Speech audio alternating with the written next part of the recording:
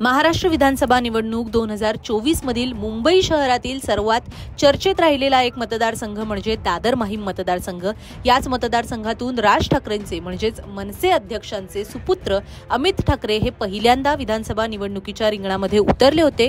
अमित ठाकरे यांच्या विरुद्ध महायुतीचे म्हणजेच एकनाथ शिंदे गटाचे विद्यमान आमदार सदा सरवणकर हे निवडणुकीच्या रिंगणात होते। तर आता समोर आलेल्या माहितीनुसार या दोघांनाही मात देऊन या मतदारसंघामध्ये उद्धव बाळासाहेब ठाकरे गटाचे नेते महेश सावंत हे विजयी झाल्याचं कळतंय। दरम्यान या सगळ्या घडामोडी सकाळपासून पाहत असताना अमित ठाकरे हे निवडणूक आयोगाच्या संकेतस्थळावरील माहितीनुसार सुरुवातीला काही काळ 3ऱ्या क्रमांकावर होते, मात्र त्यानंतर ते सातत्याने पिछाडीवर होते आणि आता समोर आलेल्या माहितीनुसार अमित ठाकरे यांचा दादर माहीम मतदारसंघातून दारुण पराभव झाल्याचं कळतंय।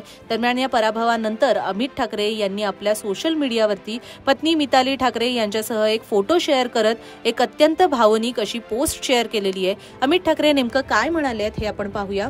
माहीम, दादर आणि प्रभादेवीतील जनतेचा कौल मला मान्य आहे। आज विधानसभा निवडणुकीत माझ्या जनतेने जो कौल दिला तो मी विनम्रपणे आणि अत्यंत आदराने स्वीकारतो। गेली अनेक वर्ष या प्रभागातील अगदीच बेसिक गरजांसाठी लोकांचा संघर्ष बघितलाय।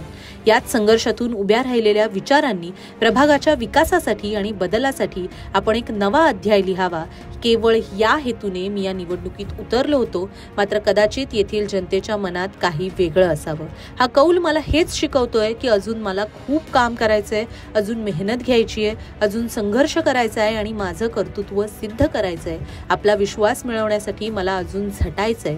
माझी ही लढाई कधीच राजकीय सत्ता मिळवण्यासाठी नव्हती, कारण ही लढाई कोणा राजपुत्राची नसून ती होती एका सामान्य कार्यकर्त्याची, जो सर्वांसाठी, आपल्या जनतेसाठी, आपल्या महाराष्ट्राच्या उज्ज्वल भविष्यासाठी झटतो।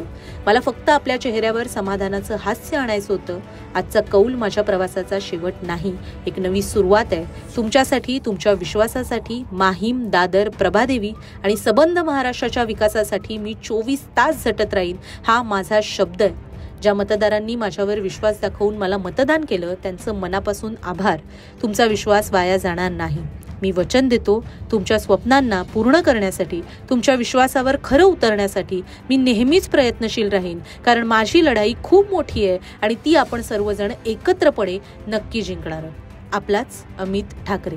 खरं तर अमित ठाकरे यांच्या प्रचारादरम्यान त्यांची पत्नी मिताली ठाकरे या नेहमीच सोबत दिसून आल्या होत्या। जेव्हा दादर माहीम प्रभादेवी विधानसभा मतदारसंघामध्ये अमित ठाकरे अनेक इमारतींमध्ये जाऊन सामान्य नागरिकांना भेटत होते, त्यावेळेस त्यांच्याबरोबर त्यांची पत्नी मिताली ठाकरे या सुद्धा गल्लोगल्ली, चाळींमध्ये, इमारतींमध्ये फिरताना दिसून येत होत्या।